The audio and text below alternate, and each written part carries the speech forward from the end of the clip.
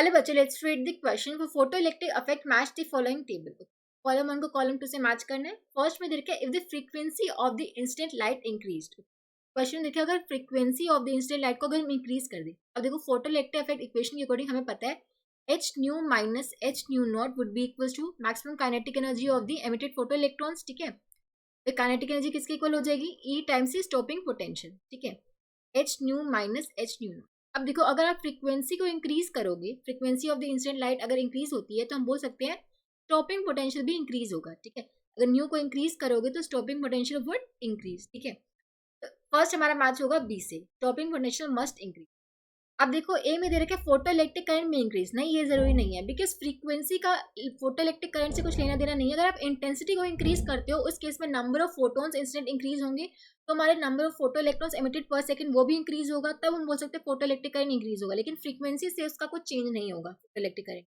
Photo electric effect में stop नहीं, ये तो जरूरी नहीं अगर फ्रीक्वेंसी को इंक्रीज कर रहे हो। ठीक है, अगर आप डिक्रीज करते तब होता, मे बी क्या पता उसकी फ्रीक्वेंसी थ्रेशोल्ड फ्रीक्वेंसी से कम हो जाती, तो मे बी हम बोल सकते हैं कि ऐसा हो सकता था। ठीक है, तो ये भी जरूरी नहीं है। अब सेकंड में देखो if intensity of the incident light is increase. Second में देखा अगर इंटेंसिटी आप इंक्रीज कर दो, जैसे कि मैंने पहले बताया अगर इंटेंसिटी को आप इंक्रीज करते हो तो नंबर ऑफ फोटोन्स पर सेकंड इंक्रीज होंगे, उससे क्या होगा नंबर ऑफ फोटो इलेक्ट्रॉन्स पर सेकंड एमिटेड वो भी इंक्रीज होगा, जिससे फोटो इलेक्ट्रिक करंट इंक्रीज होगा। ठीक है, लेकिन कंडीशन ये होनी चाहिए कि आपकी जो फ्रीक्वेंसी है वो थ्रेशोल्ड फ्रीक्वेंसी से ज्यादा होनी चाहिए, तभी आपके फोटो इलेक्ट्रिक मिशन होगा, तभी आपका फोटो इलेक्ट्रिक करंट कुछ होगा। ठीक है, तो अगर इंटेंसिटी आप इंक्रीज करते हो तो फोटो इलेक्ट्रिक करंट में इंक्रीज। ठीक है, इफ इंटेंसिटी इंक्रीजेस, अगर आप इंटेंसिटी को इंक्रीज करोगे तो फोटो इलेक्ट्रिक करंट में इंक्रीज। ठीक है,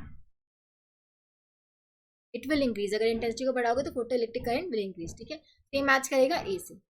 फिर यहाँ पे गिवन कंडीशन यही होनी चाहिए आपकी frequency of the incident light should be greater than threshold frequency, तभी फोटो इलेक्ट्रिक एमिशन होगा।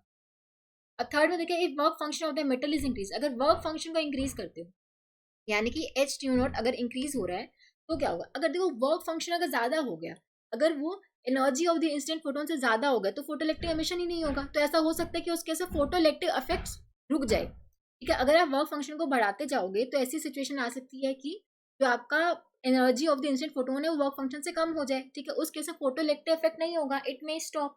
ठीक है, तो सी वाली कंडीशन से बैठ सकती है कि फोटो इलेक्ट्रिक इफेक्ट में स्टॉप अगर हम वर्क फंक्शन को ज्यादा बढ़ा रहे हैं। ठीक है, इट मे स्टॉप है। ठीक है, अगर मतलब जरूरी नहीं कि रुक ही जाएगा, कि मान लो जब तक हमारी थ्रेशोल्ड फ्रीक्वेंसी जो आपकी energy of the instant photon है अगर वो वर्क फंक्शन ज्यादा रहेगी तब तक आपका फोटो इलेक्ट्रिक इफेक्ट होगा।